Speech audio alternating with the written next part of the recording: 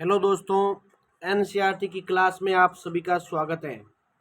कक्षा 8 की एनसीईआरटी अध्याय 6 इसकी बात करेंगे। इससे पहले लाइव क्लास के अंदर आपको 5 पार्ट का सारा जो सारांश था वो आपको बता दिया।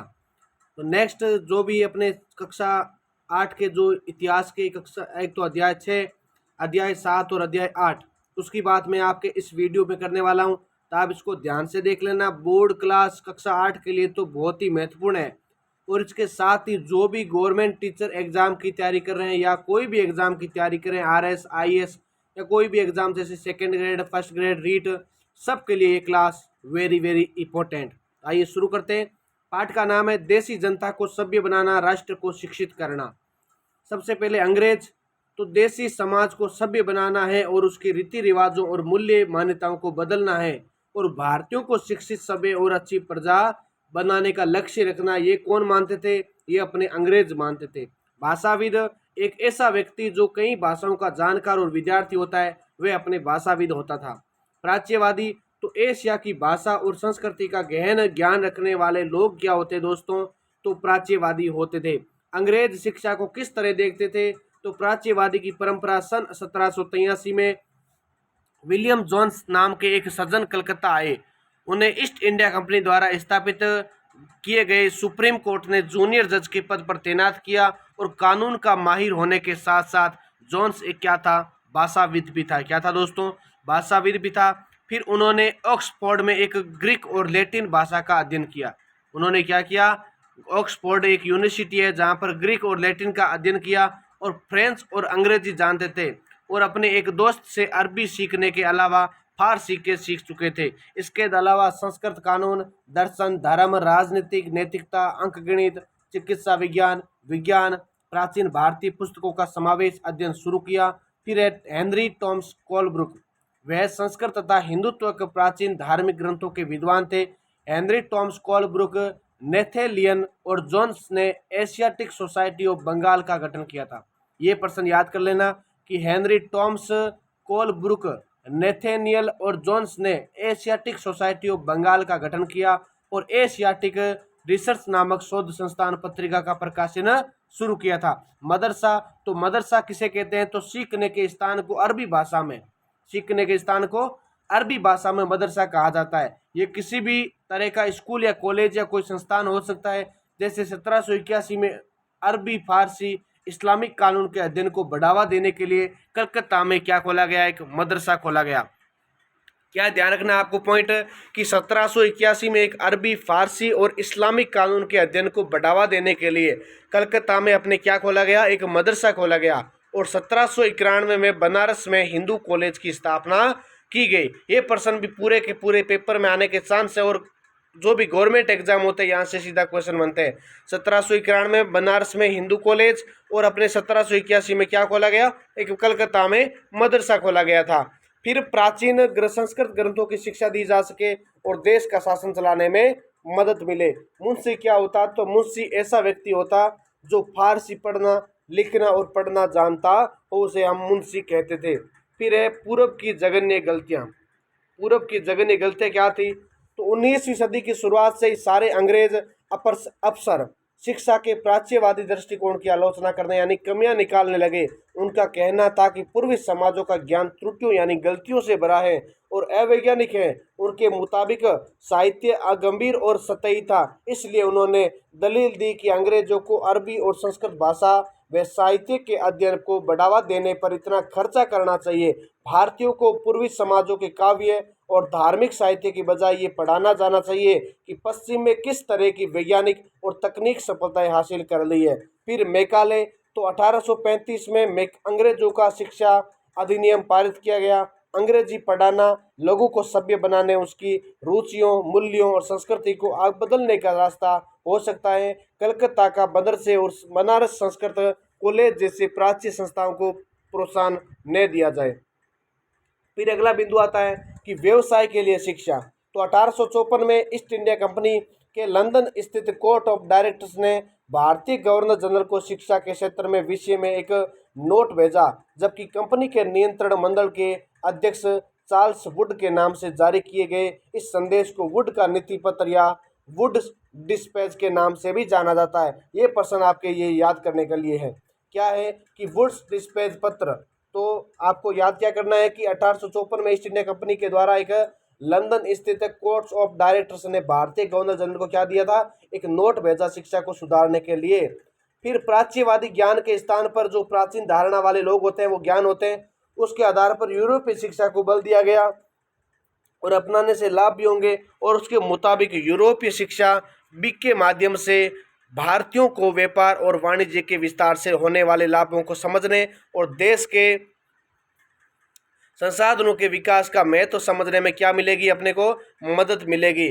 फिर दोस्तों अगले बात करेंगे 1854 में। तो 1854 में नीति पत्र के बाद अंग्रेजों ने कई अहम कदम उठाए। क्या उठाए? कई अहम कदम उठाए। सरकारी शिक्षा कानूनों को विभागों का विभाग गठन किया जाए ताकि शिक्षा संबंधी सभी मामलों पर सरकार का नियंत्रण स्थापित किया जा सके। स्कूली शिक्षा प्रणाली में परिवर्तन के प्रयास भी किए गए। फिर अगला स्थानीय पाठशालाओं का क्या हुआ? अगला बिंदु आता है स्थानीय पाठशालाओं का क्या हुआ। जो वहां पर छोटे छोटे विद्यालय थे उसका क्या क्या हुआ। तो विलियम एडम की रिपोर्ट देखते हैं। 1830 के दशक में स्कॉटलैंड में आए ईसाई प्रचारक मतलब जो अपने ईसाई लोग थे वो क्या करते हैं, अपने धर्म प्रचार के लिए आते हैं, जिसमें विलियम एडम ने बंगाल और बिहार के जिलों का दौरा किया और कंपनी ने उन्हें डेडी स्कूल में शिक्षा की प्रगति पर रिपोर्ट तैयार करने का जिम्मा यानी कार्य सौंपा।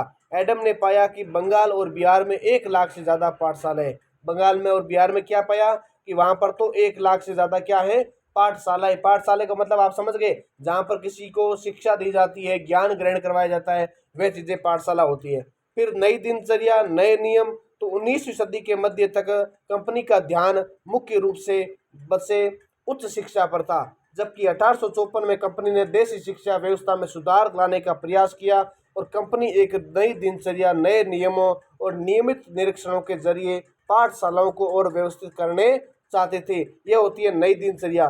फिर बात करते हैं अपने राष्ट्रीय शिक्षा की कार्यसूची। क्या है राष्ट्रीय शिक्षा की कार्यसूची? तो 19वीं सदी की शुरुआत से ही भारत के विभिन्न भागों के बहुत सारे विचारक शिक्षा के व्यापक प्रसार की जरूरत पर जोर देने लगे। भारतीयों का मानना था कि पश्चिमी शिक्षा का आधुनिकीकरण कर सकती है। भारतीय यही मानते थे कि जो ये पश्चिमी शिक्षा है यही अपना आधुनिकीकरण कर सकती है, यही अपना विकास कर सकती है। इसलिए वो पाश्चात्य शिक्षा को छोड़कर अर्थात पश्चिमी शिक्षा पर ज़्यादा बल देने लगे थे। फिर बस भारतीय पश्चिमी शिक्षा के विरुद्ध थे महात्मा गांधी और रविंद्रनाथ टैगोर। ये भी आपने किताब में पढ़ा होगा कि जो भारतीय पश्चिमी शिक्षा है उसके विरुद्ध कौन थे। एक तो अपने महात्मा गांधी और एक रविंद्रनाथ टैगोर। तो महात्मा गांधी का कथन आता है कि अंग्रेजी शिक्षा ने हमें गुलाम बना दिया। महात्मा गांधी क्या कहते थे कि जो अंग्रेजी शिक्षा है उसने हमें गुलाम बना दिया। औपनिवेशिक शिक्षा कहते थे। महात्मा गांधी का कहना था कि औपनिवेशिक शिक्षा ने भारतीयों के मस्तिष्क में हीनता का बोध पैदा किया है। यानी वो यही चाहते थे कि भारतीयों को ये औपनिवेशिक कालिक जो भी पाश्चात्य शिक्षा है वो ग्रहण नहीं किया जाए, बल्कि वो पाश्चात्य यानी प्राचीन शिक्षा पर बल देने की जोर कर रहे थे। और उन्होंने बताया कि उनके प्रभाव में आकर यहाँ के लोग पश्चिमी सभ्यता को श्रेष्ठतर मानने लगे और अपनी संस्कृति के प्रति उनका गौरव भाव नष्ट हो गया। महात्मा गांधी ने यह भी कहा कि इस शिक्षा में विष भरा यानी जहर भरा है और ये पाप पूर्ण है। इसने भारतीयों को दास बनाया है, इसने लोगों पर प्रभाव डाला। और महात्मा गांधी एक ऐसी शिक्षा के पक्षधर थे जो भारतीयों के भीतर प्रतिष्ठा, स्वाभिमान का भाव पुनर्जीवित करे। महात्मा गांधी का दृढ़ मान्यता थी कि जो भी शिक्षा केवल भारतीय भाषाओं में दी जानी चाहिए, उसके मुताबिक अंग्रेजी में दी जा रही शिक्षा भारतीयों को अपाहिज बना देती है। क्या बना देती है दोस्तों? अपाहिज बना देती है और अपने सामाजिक परिवेश से काट दिया, उन्हें अपने ही भूमि पर अजनबी बना दिया। ये जो पाश्चात्य शिक्षा थी, उन्होंने महात्मा गांधी कहते हैं कि जो अपने ही भूमि पर उनको क्या बना दिया, एक अलग बना दिया और सामाजिक परिवेश से उनको अलग कर दिया। क्योंकि सामाजिक परिवेश प्राचीन शिक्षा होती है और एक पाश्चात्य शिक्षा। पाश्चात्य शिक्षा का मतलब है अंग्रेजी शिक्षा से। किससे है? अंग्रेजी शिक्षा से। जबकि प्राचीन शिक्षा जो हमारी चली आ रही है उसमें बदलाव करना चाहते थे कौन? अंग्रेज लोग। गांधी का तर्क था कि शिक्षा से व्यक्ति का दिमाग और आत्मा विकसित होनी चाहिए। गांधी जी क्या कहते कि शिक्षा से व्यक्ति का दिमाग और आत्मा विकसित होनी चाहिए। नेक्स्ट बात करते हैं अपने टैगोर का शांति निकेतन। तो क्या है टैगोर का शांति निकेतन? रविंद्रनाथ टैगोर ने ये संस्था 1901 में शुरू की थी। कब की थी दोस्तों? रविंद्रनाथ का जो टैगोर का शांति निकेतन है वह उन्होंने 1901 में शुरू किया था। टैगोर जब बच्चे थे तो स्कूल जाने से बहुत चिढ़ते थे। टैगोर जब बच्चे थे तो वो क्या करते थे? स्कूल जाने से बहुत चिढ़ते थे और उन्होंने एक दम घुटता था।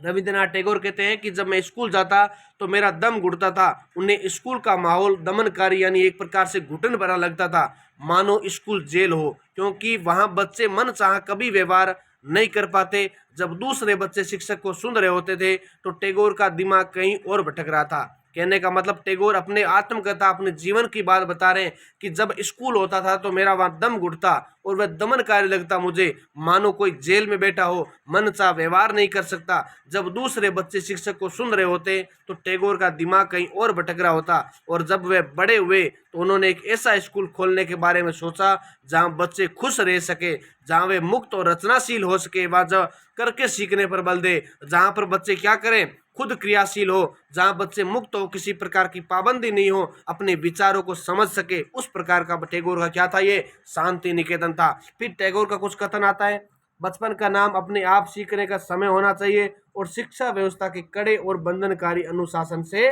मुक्त होना चाहिए। फिर शिक्षक, तो शिक्षक की क्या भूमिका है? तो शिक्षक कल्पनाशील हो। शिक्षक कैसा हो? कल्पनाशील, विचारों पर आधारित हो और वो ऐसी कल्पना में डाले बच्चे को जो बच्चे को समझ में आए और उसके अंदर उत्सुकता प्रेरित करे। क्या करे? उत्सुकता प्रेरित करे, जानने की चाह विकसित करने में मदद करे और रचनाशीलता हो। क्या हो? रचनाशीलता हो।